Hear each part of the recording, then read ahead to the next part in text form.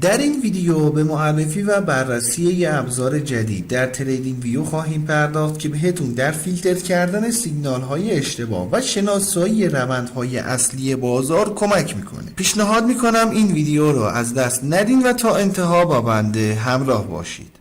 سلام، من علیرضا هستم و اینجا کانال گلدن تریدینگ سیستم. خیلی خوش اومدین به یه ویدیوی دیگه از سری آموزش اندیکاتور و استراتژی های معاملاتی تریدینگ ویو. اندیکاتوری که در تصویر مشاهده میکنید یه ابزار پیشرفته و دقیق برای تحلیل روند و نوسانات بازار هست و به گونه‌ای طراحی شده تا با ساختار واقعی بازار تطبیق یابد، نه اینکه صرفاً به نویزهای قیمتی واکنش نشون بده. این اندیکاتور با به کارگیری روش‌های هموارسازی و رگرسیون خطی سفارشی یک خط فیر ولیو طراحی و بر روی چارت نمایش میده. از این خط میتونید برای شناسایی جهت قالب بازار استفاده کنید. در صورتی که این خط به رنگ سبز نمایش داده بشه نشون دهنده روند قالب و مومنتوم صعودی در بازار هست و در صورتی که به رنگ صورتی نمایش داده بشه نشون دهنده روند و مومنتوم نزولی قالب خواهد بود. بهتره در جهت‌های با این خط معامله کنید که شیب این خط هم تاییدش کنه تا احتمال موفقیت معاملات افزایش پیدا کنه. به فرض مثال در این محدوده شیب این خط به سمت پایین بوده، رنگ خط هم بیانگر ترند نزولی هست، بنابراین در این مناطق وارد معامله فروش می شدیم، درصد احتمال موفقیت بالا می رفت. ولی در ادامه شیب خط تقریبا به صورت فلت هست و رنگ خط بیانگر ترند صعودی بوده. در این حالت که قیمت در یک فاز اصلاحی قرار داشته باشه اقدام معامله می‌کردین ممکن بود که استاپ بخورین، ولی زمانی که شیب خط شروع به حرکت به سمت بالا کرده بهترین محل برای اقدام معامله خرید بوده. بنابراین سعی کنید در جهتی معامله کنید که هم شیب خط و هم ترندی که خط بهتون نمایش میده با هم همسو باشن. در نهایت اندیکاتور سه باند اطراف این خط ترسیم میکنه. زمانی که قیمت به باندهای بیرونی میرسه بایستی به شرایط اشباع بازار یا علائم خستگی بازار توجه داشته باشید و در صورتی که سایر فاکتورهای تحلیلی تکنیکی تایید کنند میتونید اقدام معامله در خلاف جهت روند کنید. ولی زمانی که قیمت فاصله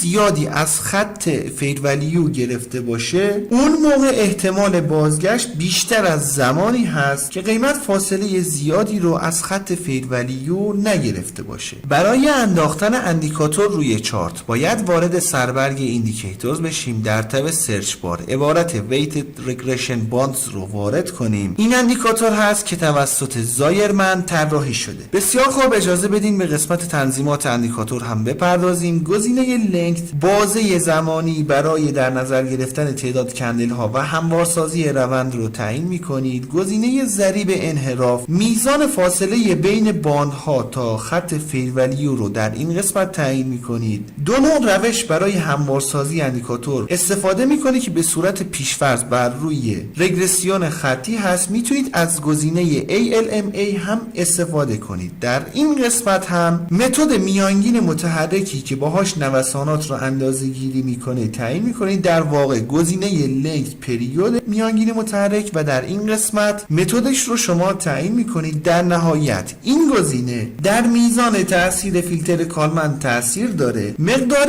یک یعنی بدون هموارسازی و مقادیر کمتر از یک نشون دهنده هموارسازی قوی تری هست. انشالله که براتون مفید باشه. رو قله میبینم دوست من.